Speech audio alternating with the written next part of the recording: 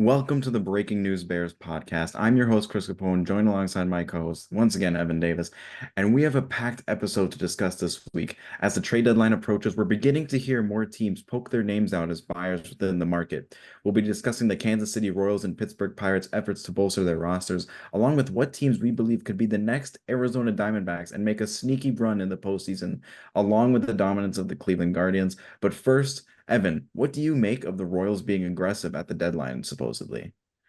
Yeah, this is an interesting situation. Obviously, this was a team that started off incredibly hot to begin the year, but now with the success of the Cleveland Guardians, they find themselves 9 games back of the division. The division almost just feels like out of reach. They're only a half game back of the wild card, and this is a team that the bottom of the order is really atrocious, and I just think they need another offensive bat. They've have 366 runs scored this season, which would put them in near the top for the American League in terms of runs scored, but they give up too many runs as well. So this is a team that's interesting. They have a very mid prospect pool, but maybe they could find some under the radar type of relievers to really bolster a bullpen ERA that's currently 12th in the major leagues. Yeah, speaking about the bottom of their order, it's really the top four within their order, like so far, has been amongst ones of the best in baseball. You obviously have Bobby Witt and Salvador Perez. Now, Salvador Perez has gotten cooled off just a bit. He Hmm. obviously was tearing the cover off the ball at the beginning of the year, and it looked like he couldn't get out. He was hitting like 340, but he's cooled down a bit. OPS is now down to 814. He's still an elite uh player defensively and offensively right now at catcher. Hmm. But it seems like the bottom of their order really has begun to really show their true Achilles heel, where you have Hunter Renfroe hitting below 200. You have a lot of players that are, not really putting bat to ball right now and not really putting up great numbers in terms of OPS. Like MJ Melendez, somebody who they thought would really break out his age 25 year, he's hitting Hmm. 179 with an Yeah. OPS of 610. Like it's been kind of atrocious for them so far. They really thought MJ Melendez was good. They basically took him out from being a catcher. They really wanted to have him be, you know, out in the outfield and not really worrying about catching, and it hasn't really worked for him. He was so good last year with an OPS, well, not so good, but he was an average uh bat for them last year, but he would hit for power, but his numbers have just fallen off a cliff.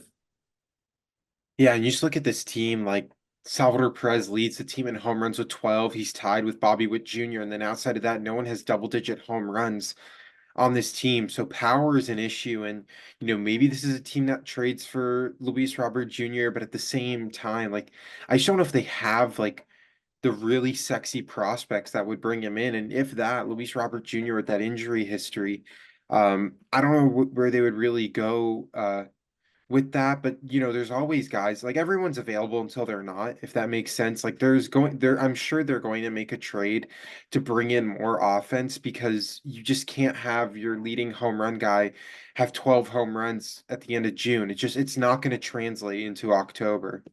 Yeah, they really need a bat that can really get plugged into their lineup, sort of like a DH. Like right now, they've been really running like kind of DH by committee. They don't really have a full-time DH. Salvador Perez is normally always catching, and they really need to find somebody that they can really plug in. Now, I don't know if this would be a good addition for them, but I was thinking more of like a Justin Turner kind of, like Justin Turner is really not going to be worth anything at this point, and well, he's not worth much because he's a free agent at the end of the year. It's only a 1 year deal.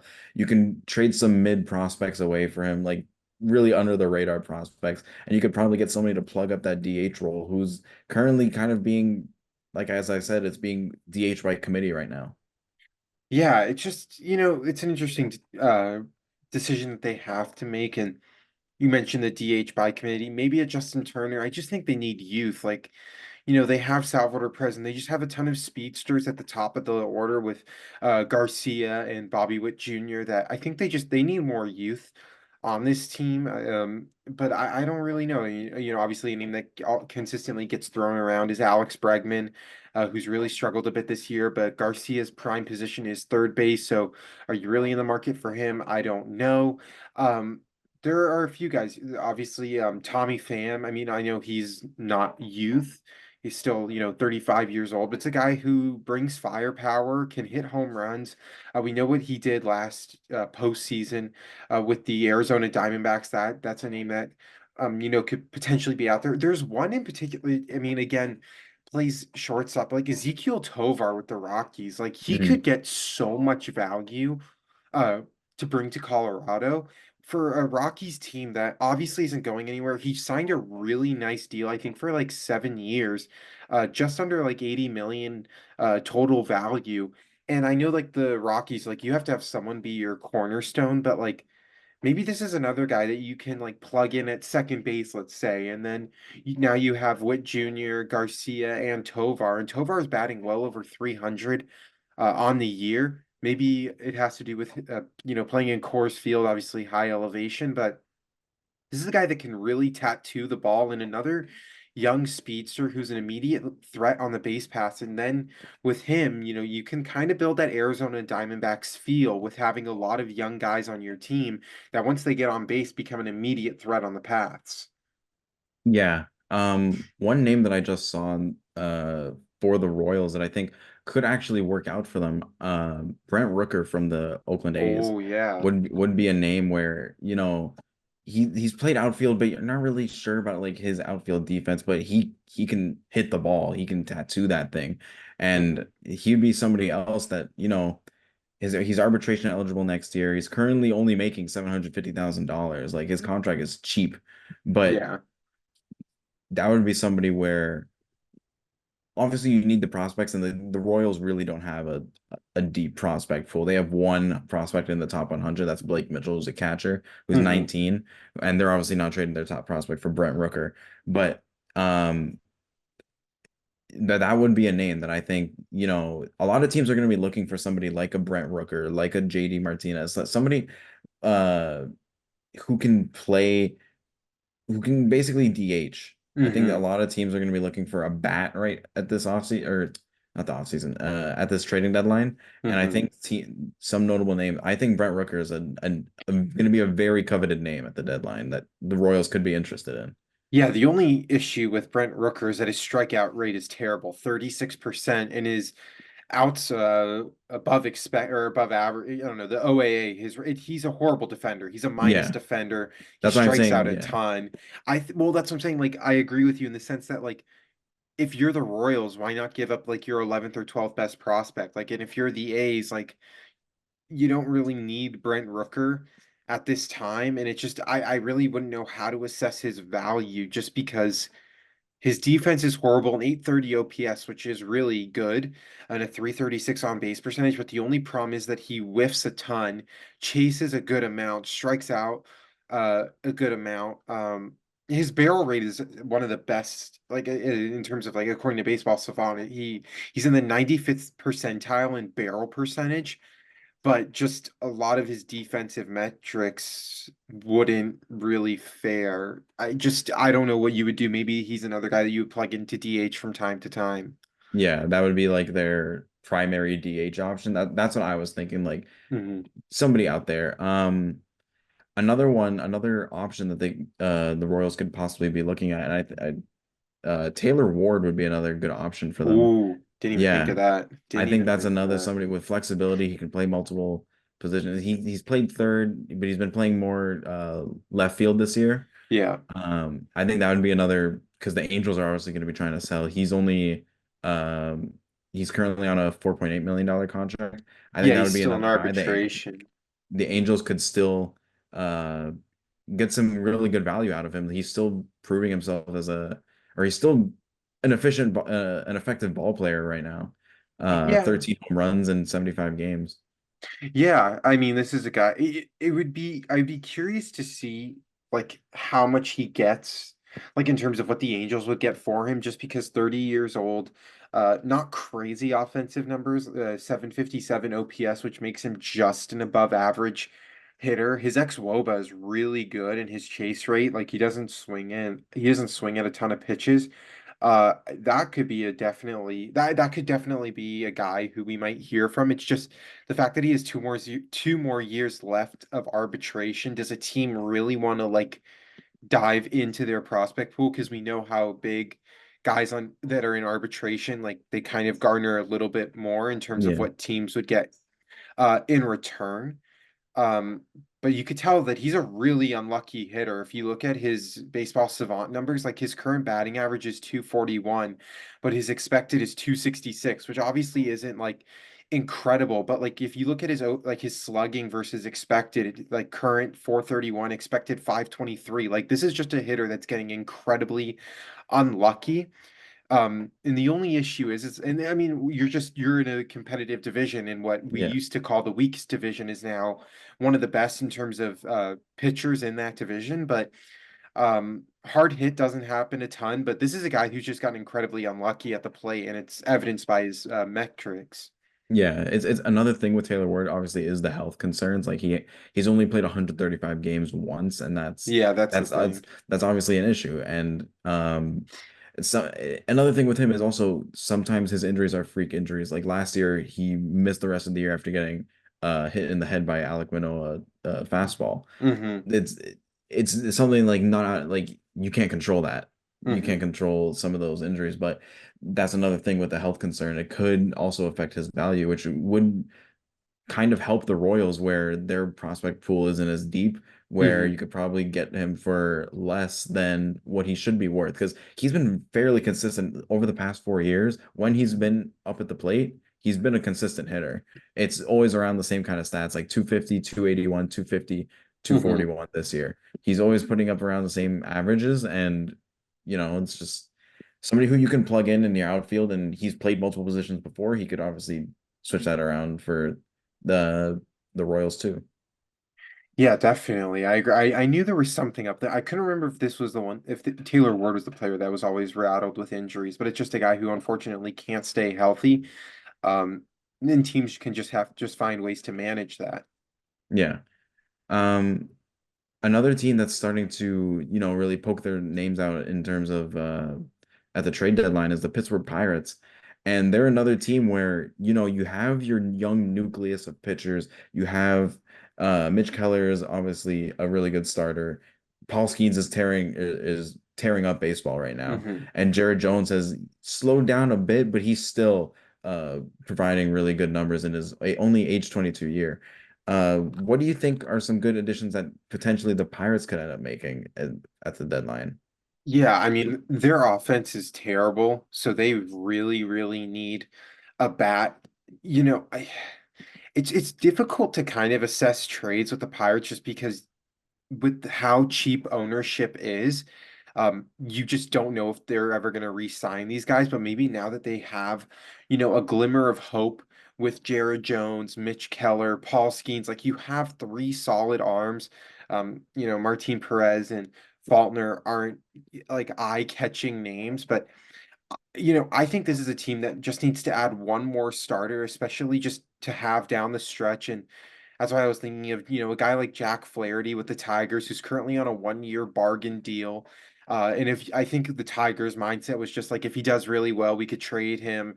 It's only a 1-year deal, so you won't obviously get a ton in return, but nonetheless, you would get a piece in return. But you just look at a team that's really struggling with offense, and I I think if I'm the Pirates, I go after Brian Dela Cruz or Josh Bell from the Marlins. Maybe Mhm. bring back Josh Bell, someone who's played in Pittsburgh, obviously during the dark times, and it still kind of is the dark times, but now you can at least see a little bit of light at the end of the tunnel. But for a Miami Marlins team that's 27 and 51 in a horrible division in the National League East, like they're not going anywhere. Um, they have options, and obviously Josh Bell, he's in the final year of his contract. He signed a 2-year deal with the Marlins. Brian De La Cruz is more of an interesting story just because, he's only 27 years old, so he's still under contract for a little bit.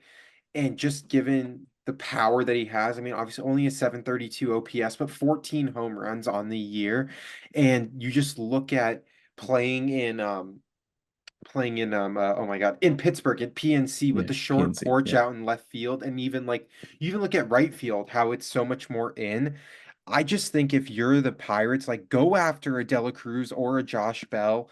I think you got, but you definitely have to attack a bat, and then I'll let you go after this. I thought of one more name, and I think I don't know, like I mean obviously it's your team, but like the Blue Jays, like if the Pirates can maybe just get one of those guys on the Blue Jays, obviously like Vladdy or Bo. Like I just they need something. And obviously, Bo is not having the best year offensively, but you can even look to the LA Angels and a guy like Luis Rengifo, who's like quietly putting together like a 300 batting average, barely any contact in that bat. He's kind of like a poor man's Luis Arias this year, but Rengifo's a guy batting 311 who the Pirates could also attack for cheap.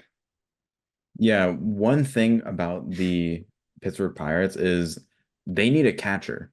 Their catching situation right now Oh, it's is horrible. it's the worst in baseball. You have Yasmani Grandal as your basically your one at the catching position. Henry Davis hasn't looked good at all since being called up.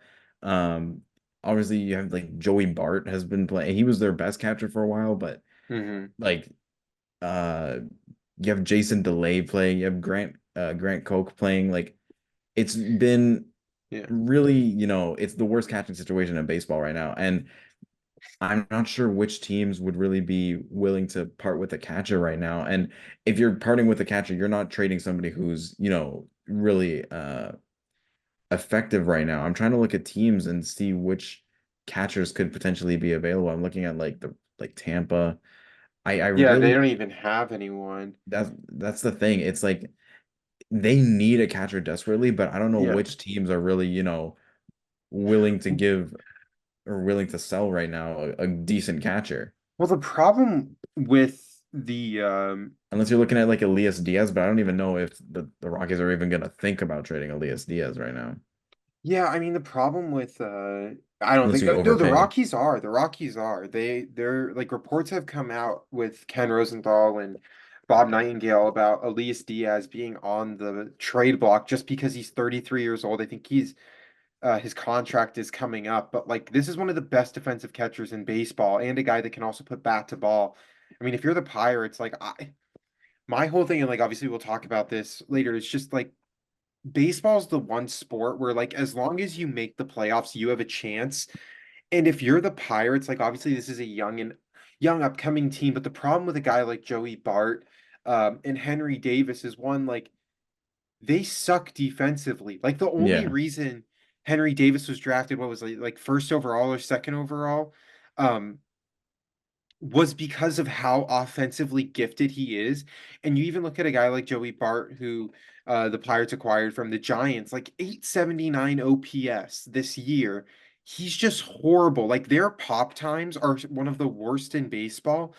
And I honestly think if you could get Elias Diaz, and age is whatever, like um, but he's in the final year of his contract. So if you're the Rockies, like you're just trying to get anything for him at this rate. And if you're the Pirates, why not just give them your 16th or 17th best oh my God, best prospect?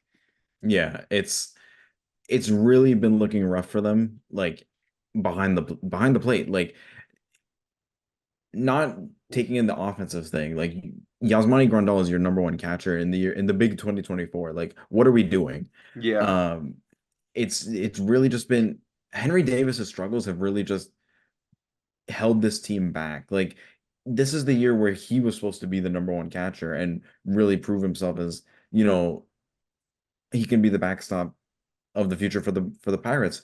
But it's just been he's not good defensively behind the plate, and if he's not hitting, what's he doing back there? Like, there's no point in having him in this current state of time where he's not providing anything major.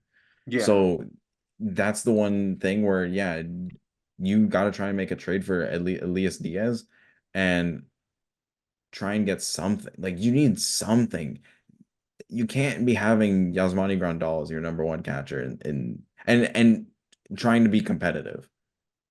Yeah, no, that's fair. And I just think I just think if you're the Pirates, you gotta be uber aggressive at the deadline, especially given like I'm not as high on the Brewers as maybe some might be. I haven't really heard a Brewers hype train yet this year, but Well, I Reese still, Hoskins. yeah, I mean Rhys Hoskins hitting a grand slam uh last night. Like that stadium is just so electric when the Brewers are actually relevant. But you look at it like the Pirates, I know I jokingly said like they're only 8.5 games back, but realistically, like if you could get that to maybe like 5 games back by the All-Star break, once you have potentially a bunch of new guys on your team, because I think they're going to be one of the more aggressive, or at least I hope, just given how much potential their starting pitching rotation has. Like if they're only 5 games back by the All-Star break, I think they could easily win, not easily, but I think they could win the division. Yeah, it's they've been having some like trouble with injuries. Like obviously David Bednar hasn't been amazing this year. Hmm.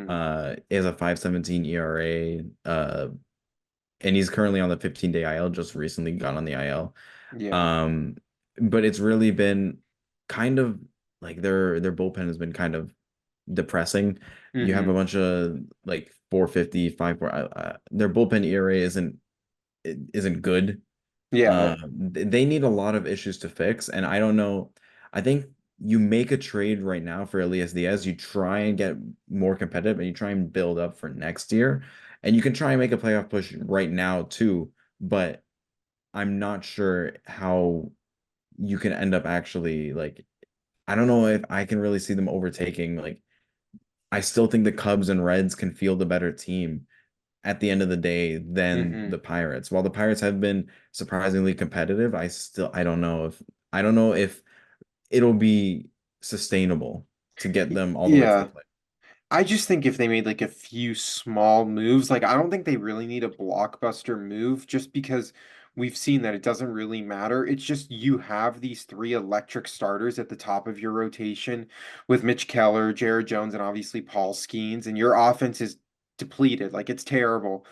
And the bullpen is okay. Like you have Chapman, you have what's that name? Holderman or something? I Yeah. can't remember. Like he's pretty like you have a lot of solid mid arms, but like I still think this is a team that if they just make like maybe five small moves with their farm system, like I think they have a chance. Like I don't see like I just like when you compare this to the Diamondbacks of last year, I don't see that much of a glaring difference in terms of like potential.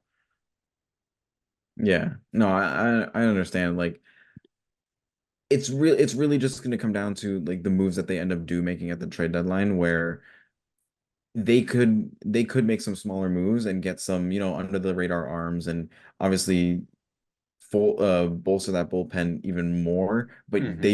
they need, I think, too much help on offense right now.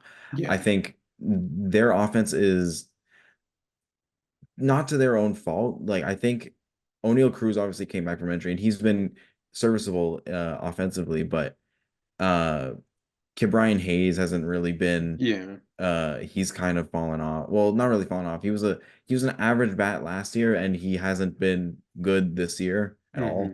Hmm. Currently a what was he at? A 595 OPS. Like that's not good. That's not cutting it. Now, obviously he is electric at third. Like he's a gold glove third baseman, Hmm. but you need offense. And as you said previously, where your number one home run hitter in June or like as, as of this current date is Brian Reynolds and he has 12 home runs, that's not going to cut it. Yeah. And you're relying on 37-year-old Andrew McCutchen as one of your best hitters. It's not going to cut it. Yeah. No, that's fair. I don't know. This is just a team that I'd love to see like do well, and I just think like they this is like a fan base that's been starving for for someone to on this team to really do something. Yeah, I think they're obviously in a great direction moving forward. It's when they eventually, I hope they start building around this young nucleus and start really just getting better offensive players. Like Nick Gonzalez has been really good for them since being brought back up from the Yeah. minors. Hmm. And that's been one of their, bright spots where he's 25 years old, is playing second base shortstop. He's Hmm. been really good. It's just, you need to find a way to, build. And Yeah. they've started to do that. And some moves at the deadline could obviously help that. Hmm. So as we previously mentioned, the Arizona Diamondbacks, we saw them, last year crawl their way from the NL wildcard all the way to the World Series. Now, a question for you is, do you think there's another team? Which team do you think has the best chance of recreating that story currently? Yeah, I think it's the Cincinnati Reds. And like call me crazy. Obviously they're 8.5 back of their division, and right now they currently sit 2.5 games back of the wild card just because the National League is so horrible in terms of just like team performances. But I just think you get this team in a best of five. I don't know. I think they can make life very interesting. You have three starters who have a very high ceiling with I'm sorry, with Nick Lodolo, and then you also have Andrew Abbott and Hunter Green. I just think if you could get their best, you have three solid starters to throw out there. Obviously, Nick Lodolo just went on the 15-day IL today. But then you have like an okay bullpen, like, nothing crazy, but it's just the offensive firepower with Heimer Candelario, Ellie De La Cruz, Spencer Steer, and then you have Will Benson, who's also raking, and Stuart Fairchild out in left field, who can also put bat to ball, and then also just has incredible speed. And I just think with the speed that they have on the base pass, with a guy like and obviously they have to get on base first, but with a guy like Jonathan India and Stuart Fairchild and Ellie De La Cruz, like this is a team that can just be so electric. And I think it could put a lot of pressure on a top team like the Dodgers or the Phillies. Yeah, they do have some help coming. Noel V. Marte is going to come up, I think, this week Yeah. after his 80-game suspension. That Santiago Espinal DFA is going to hit like crack, by the way. Can't wait for him to get DFA. Because once Noel V. Marte gets called back up, there's no need for Santiago Espinal in the major leagues, and pr- I'm I'm waiting for the day. I'm telling you, it's going to hit like It's gonna crack. hit like crack.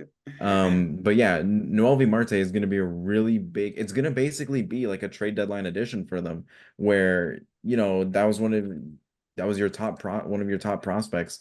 And, you know, only 22 years old. He's played third base, played shortstop. He's going to be somebody who they can plug into that lineup and will really, I think once he gets called back up, it'll be a jolt for this Hmm. Cincinnati Reds team. They'll feel so much more youthful.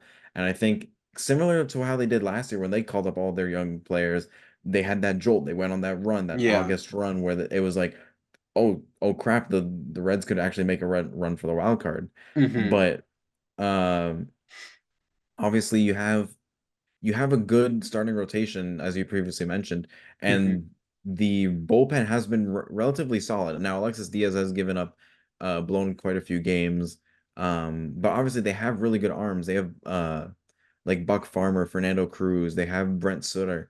They have good arms that they can have that they have in this bullpen that can really, I think could do solid in a series. Sam Maul has also been a really good lefty for them. Hmm.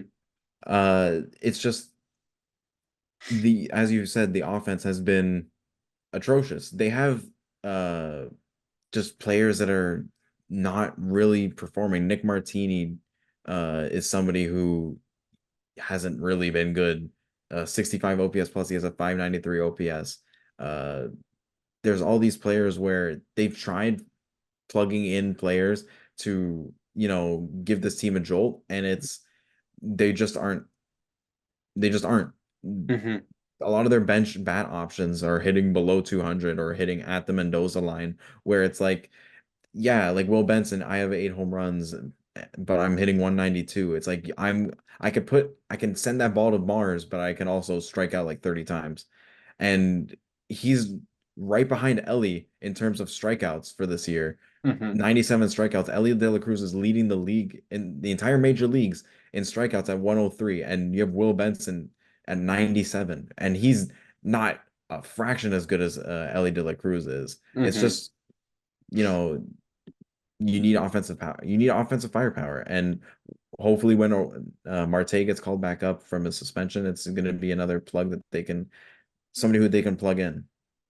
Yeah, I mean, everyone knew when, Ellie De La Cruz made his major league debut that like obviously strikeouts were going to be a little bit of a cause for concern because and we saw towards the end of last year when he got off his high that he was striking out a ton and he still strikes out a ton. I mean, already at 103 strikeouts on the season and Yeah. it's not even the end of June. Like we still have a few more days left of June, but I was just bringing them up just because I think just of how electric this team could be and how much pressure, if everyone's clicking, obviously, they could put on uh one of those top teams where you don't really see it coming, but you kind of are expecting it, if that makes sense.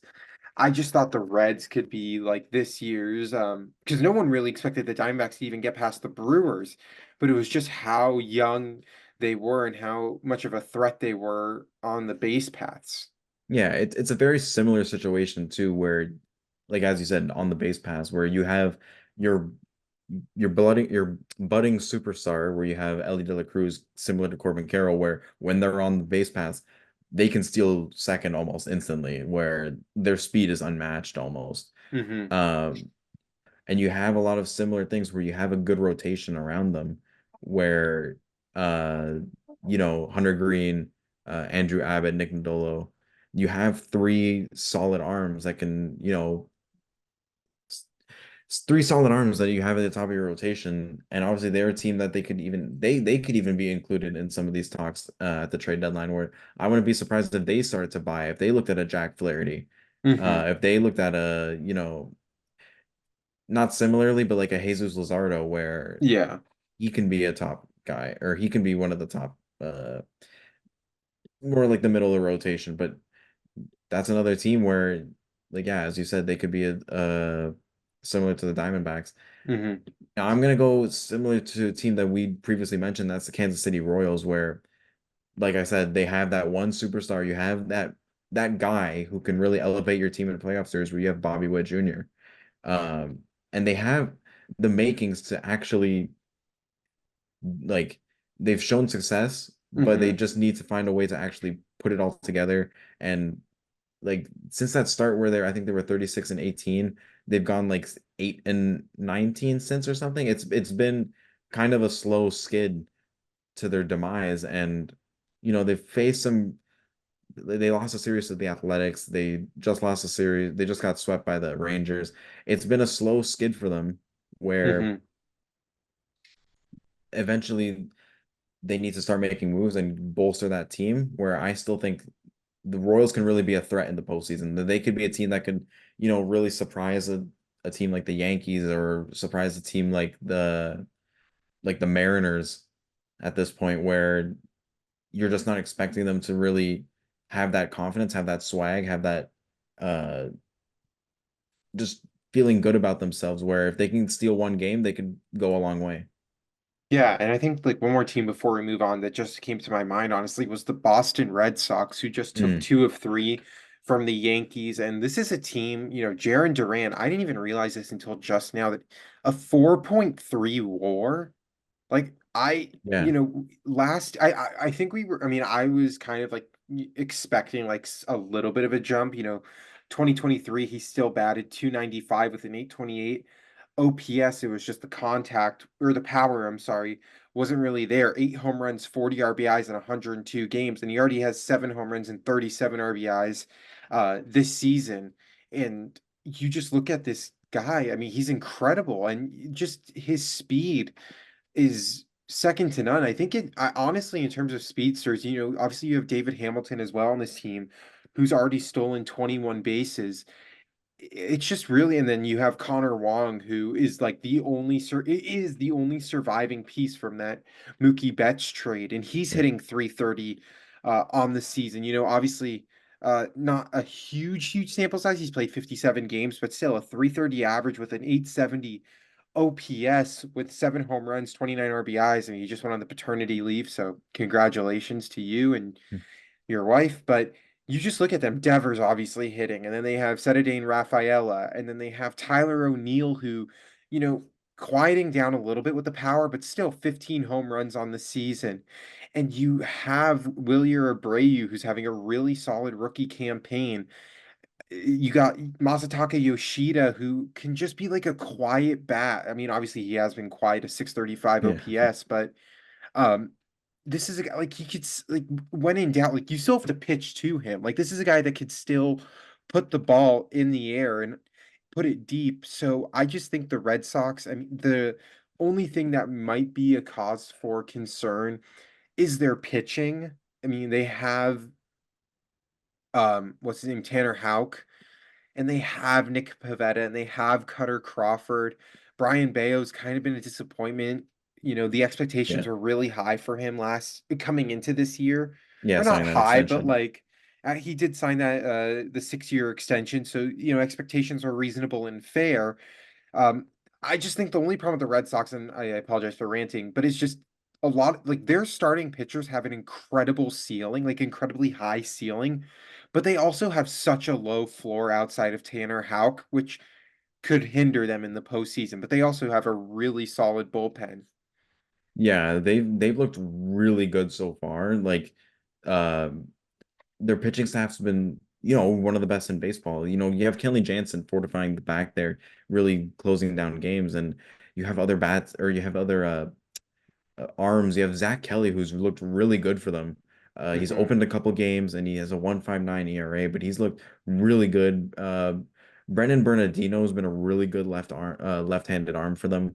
They have just these arms that can just come in and get outs that when they need them to, and they haven't been afraid to use an opener because they've been dealing with a couple of injuries. Garrett Whitlock went on the 60-day IL. Uh, he's been out for a long time. But as you said, this team where the offense has really been hit. They got Tyler O'Neill for like nothing. I can't believe that they made this trade in the offseason and they lost obviously they lost Alex Verdugo and they Hmm. just plugged it with Tyler O'Neill and it's been Yeah. doing wonders for them. Hmm. Masataka Yoshida has been quite a disappointment. Now, obviously he had a great year last year where well he started He off had a hot solid last year. year. Yeah. He He had started a off solid hot and then year. he fell He off a batted like bit. 260 or something. He batted 289 last year. He Uh-oh. was pretty good, but I know he started off the year really hot, fell off, and I think that slide is still continuing Hmm. where he dealt with some injury issues. I think he's mainly playing DH for them right now. He hasn't Yeah. played in the field in quite a while. But Wilyer Abreu has been really good for like they've gotten to the point where you don't need Masataka Yoshida really to be out there every day where uh he can kind of fill the DH, but you also have just really good arm or really good bats in the lineup. Like obviously Tristan Casas has been on the IL. He's Uh coming back. yeah, he's coming God, back soon. so annoying seeing him in the dugout. Like, c- maybe we just go off script a little bit here. Like, you played baseball, right? Like, Yeah, wouldn't you like? And I like, wouldn't you find it annoying when some guy, like, when the guy is like pretending to yapping. take no, like he's taking like practice swings during the Oh, game in the dugout. Like, I don't know. Like, and then he's in especially the when bullpen, there's like during the bullpen sessions, and I'm just yeah. like, dude, I would be so upset because it's like you're trying for attention. It's like those pick me people. Like you're just trying to get attention. Yeah, it's just you never know. Sometimes people just that's just their personality, and so I guess Tristan It's Cost is just so very, weird. very vibrant.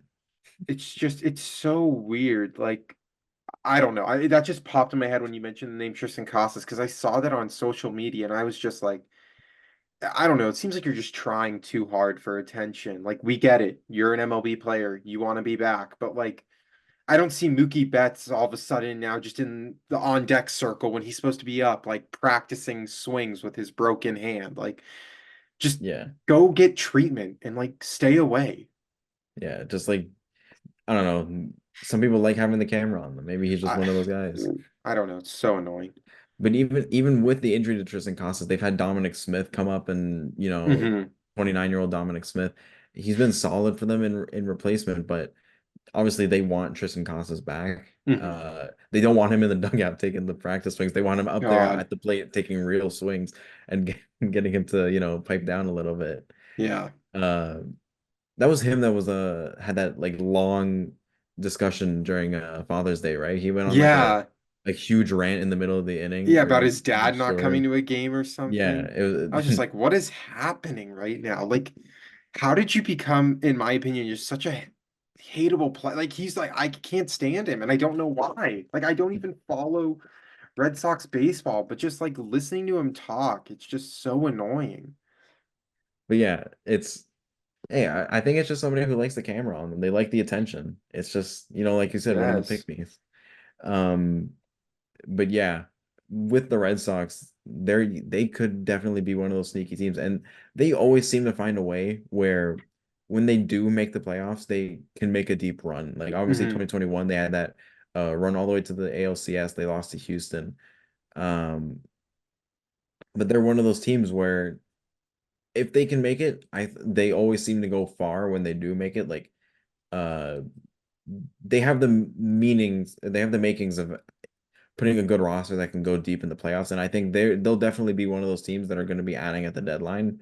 Um, Hmm. just to get, I think, as you said, I think they're going to get more depth on their starting pitching Hmm. because like Brian Bale's been kind of a disappointment, like been a real disappointment. I'm Yeah, not no, going to he's been sugarcoat really it. bad. They could look for some depth arms to really bolster that rotation. Absolutely. I agree. I think we're on the same page with that.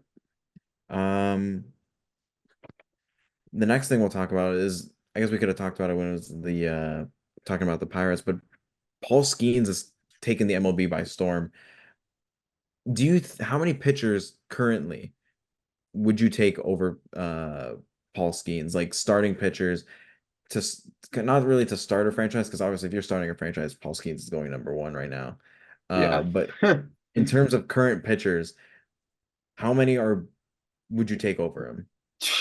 Dude, this was like, I mean, like when I look at it and like, I just, I think maybe there's like five or six that you would like five or six that you could confidently say you would take over Paul Skeens. I like, and these are all just like prime starting pitchers. You just you look at his stuff. I mean, it's unbelievable. Like even his baseball savant page just shows how incredible of a pitcher Paul Skeens truly is.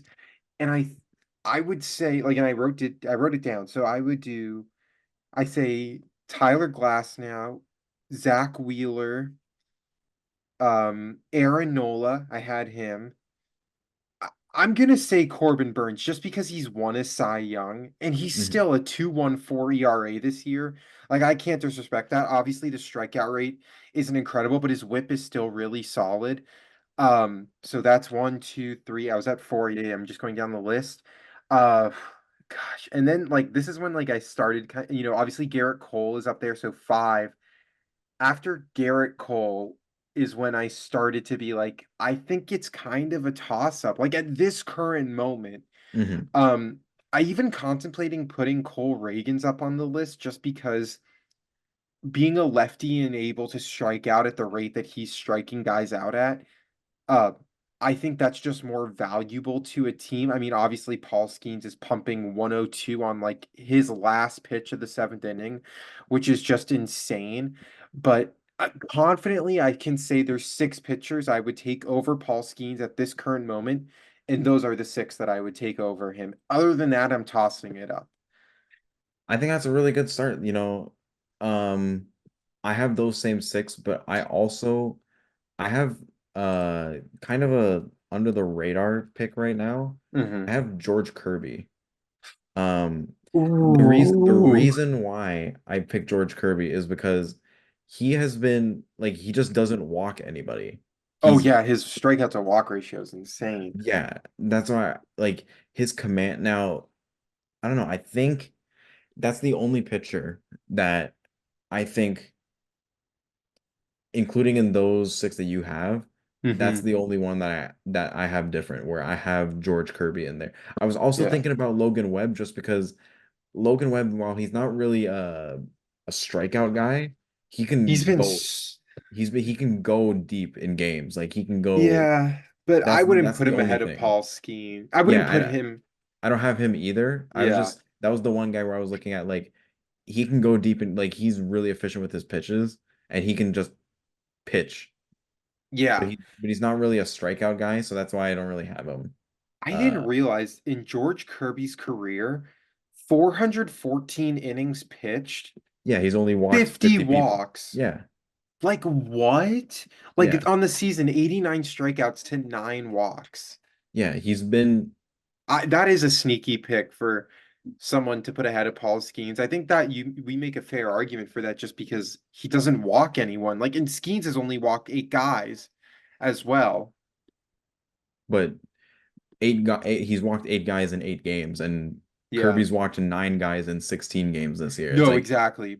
he's just it's really I remember seeing something recently where it's I think it was on Fox. The Yeah. Mariners were playing, and it was like likelihood of George Kirby walking a guy after he just walked the first batter. They put up the graph. He's like, and then they're like, oh well, I guess that's it. Well, it's like when MLB Network is like for Yamamoto against the Marlins, Yeah, the no hitter alert. no hitter alert, and then the first pitch, Jazz Chisholm takes him deep. Yeah, But I'm looking at like Paul Skeens Baseball Savant. I mean, his xERA is 2.64 compared to his actual at 2.14, but still like a sub 3 ERA through 8 games as a rookie. His strikeout rate is 34%. yeah, no, he has Like insane stuff. I'd get a 34 strikeout or like strikeout percent rate if I was going home to Livy Dunn every night. Yeah, I mean, but Just like like 4.4 walk percentage still. yeah. First of all, Livy is the lucky one. Excuse you. Don't you dare disrespect Paul Skeens like that. Not on this show, I tell you that much. But you even look at it like guys are whiffing at 30%, chase rate at 31%. Like, Yeah. and no one is barreling the ball against him. Like, no one is barreling the ball. Like, he's still pretty solid with that. Um, it's incredible stuff. Like the exit velo on his hits is 89 miles an hour. That's the average exit velo, Yeah. which is like that means they're barely getting it off the edge of their bat. Like if that, like even if they do get a hit, it's just because No, like they're late on the swing. he's been so good. Like coming into this year, it was like a toss up between like uh would they really promote him this early? But he showed in AAA and like he needed to be called up. And Yeah. the Pirates did him right by, calling him up when they did because he was dominating at AAA. He really proved he didn't deserve to be there like from the beginning of the year. He should have been pitching from the Hmm. start. And credits to him, he's been electric ever since being, he had that one game in triple or double A last year when he got promoted from rookie to A to double A where he, was didn't look good, but he's been incredible. Yeah. And it's just been really, really, really impressive for him.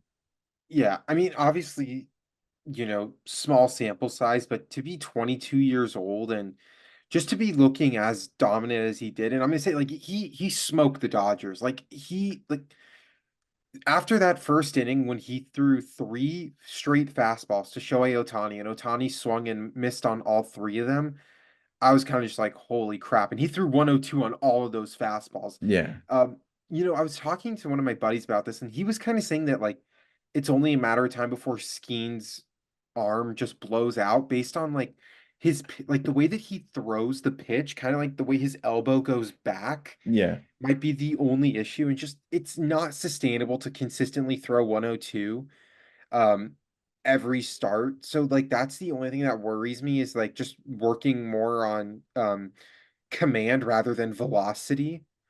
But still, I mean, a .99 whip, Yeah. 61 strikeouts in 46 and a third innings pitched, and they're like 6-1 in his starts, something like that.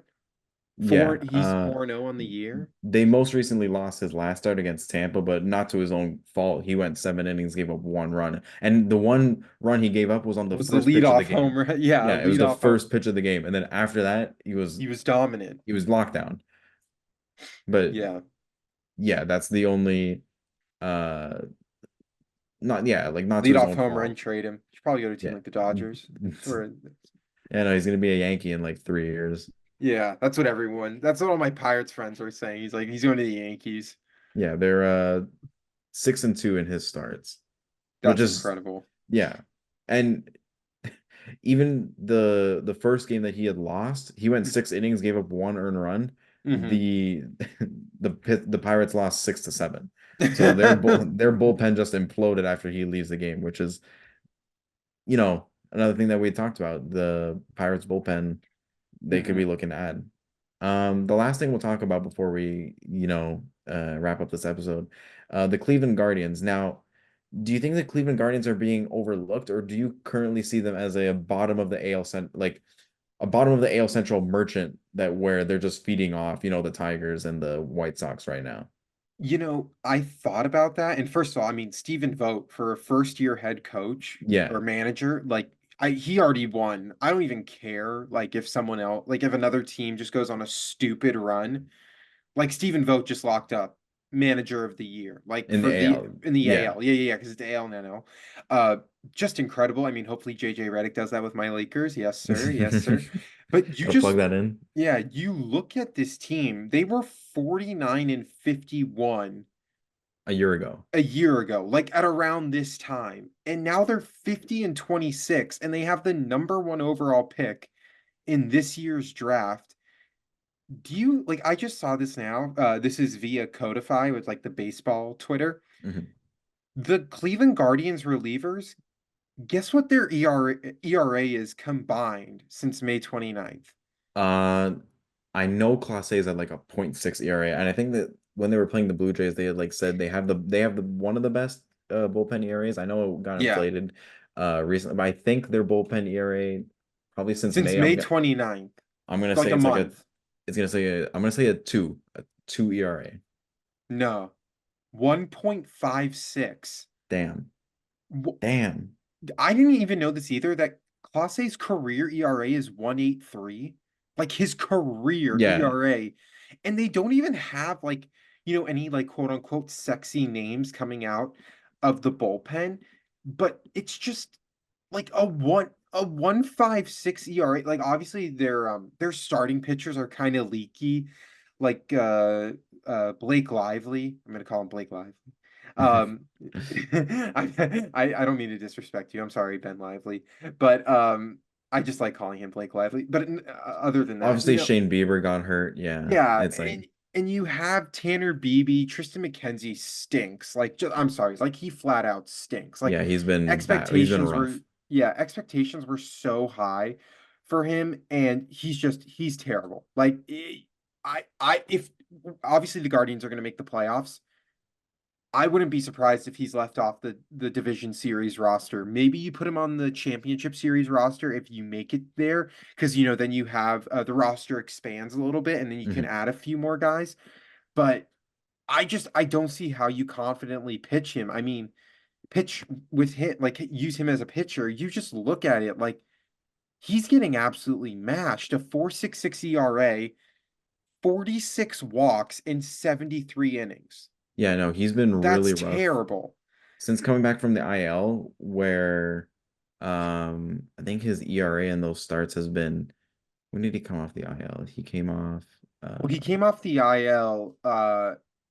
He must have come off the IL. I don't know if he's ever been on it. Well, I mean, his starts are pretty would make sense, there, but there there was one thing where they said he like from since returning his ERA is like above 7, maybe where from last year because he returned from injury last year yeah. and he was really good before that. But you look at it like, I mean, the rain delay doesn't count, but like the game against Seattle only makes it 2 1/3 innings. 4 walks, 0 strikeouts, 4 earned runs. Then he goes 5 1/3 against the Reds, gets a win. But you look at it, 4 strikeouts, 2 walks. Like he's, you know, for all the betting people out there, over half a walk is as free as air. But I just think this is another team that's going to be super aggressive at the deadline. Their starting pitchers are, it's more their offense and their bullpen that's carrying this team. Because other than that, like their starting pitching is kind of whatever. Tanner Beebe has been really, really good lately. Like, I think he just had another dominant start. I mean, you would know he went up against the Blue Yeah. Jays. You'd have a better assessment of that, but obviously I wrote down some names like Jack Flaherty, a guy they could go after, Jesus Luzardo, a guy they could go after. You just look at starting pitchers around the league. I like, and obviously with the wild card format the way it is, teams are kind of reluctant to be as aggressive. But I wonder what the Chicago Cubs do. I really do. I wonder what the San Francisco Giants do. This is a team that is just so horrible. I really don't think free agency in this upcoming offseason can really save them. Um, I don't know, but there's always someone out there, and I think the Guardians are just going to be super aggressive. They need is starting pitching. They have Steven Kwan mashing. They have the best third baseman in baseball in Jose Ramirez. Kyle Manzardo is going to marinate into a solid player. I mean, he's one of the best hitters, like one of the best young hitters in the game. Like he was a very highly touted rookie. They have a lot going for them. Um, but they got to figure out the pitching. The starting pitching is their Charlie horse, and I'm sure with a pretty solid farm system, like they could figure things out. Josh Naylor, 20 home runs this year. Like, does anyone know that? Josh Yeah. Naylor's He already at he's his been career high for home runs, and it's June 25th. yeah. He should be the starting Sorry, I first went on a baseman. rant. He should be the starting first baseman of the All-Star game, but he's not going to get the vote compared to Mountcastle or I Vladdy. didn't even But like Mountcastle. it's My Baltimore. man, represent. But this is actually an interesting stat. In the last six starts for Tristan McKenzie, the Guardians have gone 5-1. He's giving up a 278 batting average with a 1025 OPS. He's given up 11 home runs Well, in those six starts. And they're that's 5-1 in those starts. Their bullpen, he'll come in, give up like 5 runs, and their bullpen will just lock it down. And then obviously their offense is good enough to power yeah. them.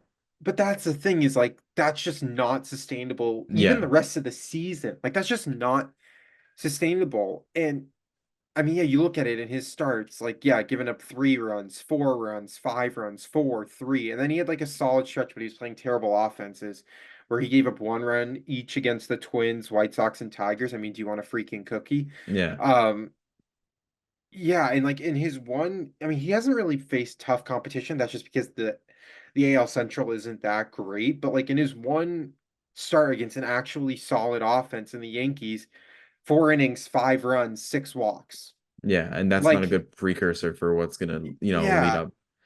and I mean, I don't know. I feel bad for him because he's only 26 years old. So like he hasn't even reached his prime yet.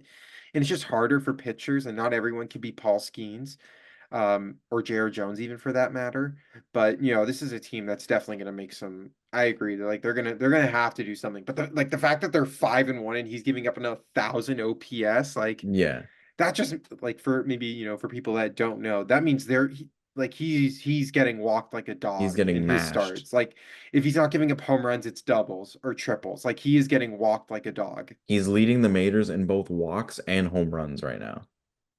Yeah, that's not a great stat to lead Yeah, yeah. Major League I'm not Baseball getting in. strikeouts. I'm walking people, and when I do put the ball in the zone, it's getting sent to Zoltan. Like, Yeah. I mean like I can you think of any pitchers that could potentially like they could also be a team that's after Garrett Crochet.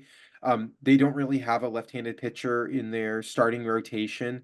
I could totally see them going after it, yeah, but I think Crochet would be I think Yusei Kikuchi would be a good I pickup for think them. Kevin Gausman would be good. He seems to not like Toronto anymore. Yeah. Did you see that comment that he had? Like, Yeah, if we're if not the scoring pitching staff runs, isn't good, we're not winning games. Like, I mean, last couple games, it's been the offense has kind of showed up, but it's just you can't expect a pitcher to pitch a shutout every game. It's yeah.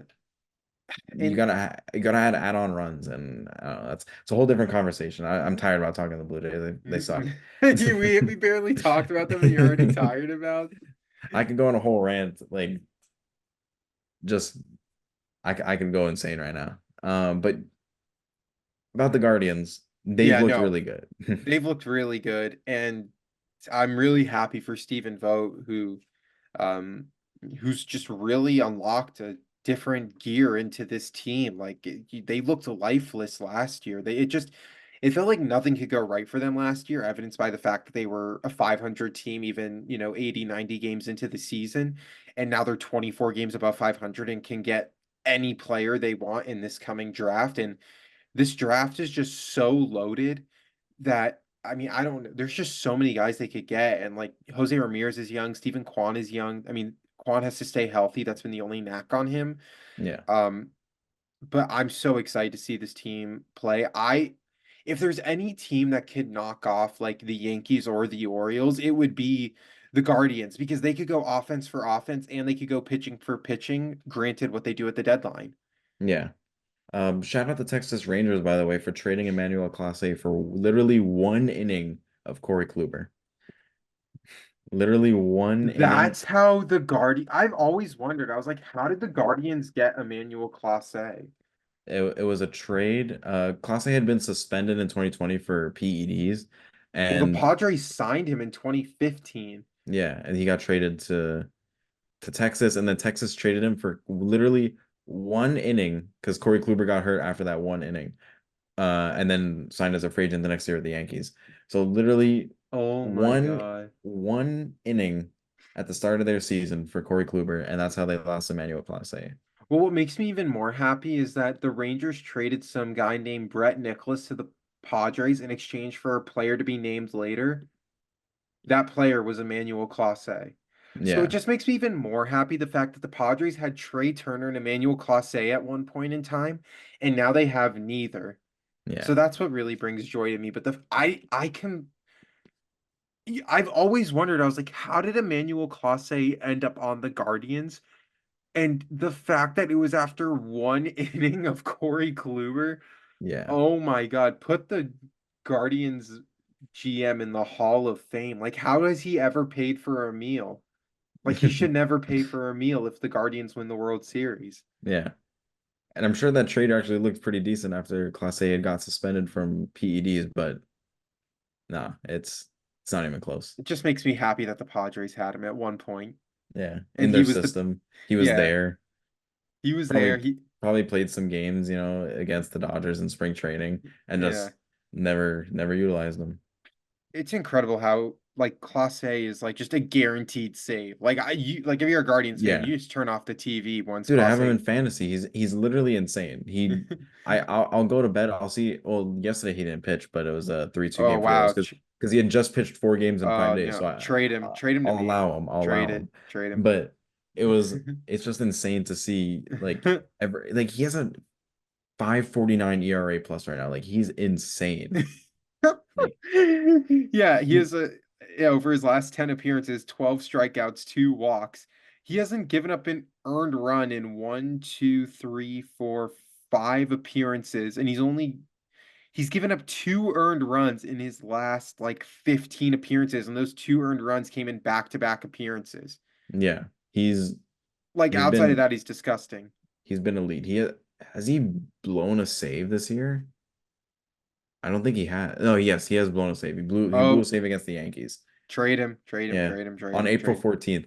Since then, he's Oh, gone. it's June 25th. I know. It- it's just been insane. Um, so yeah, I think that'll just about do it for this episode of Breaking News Bears.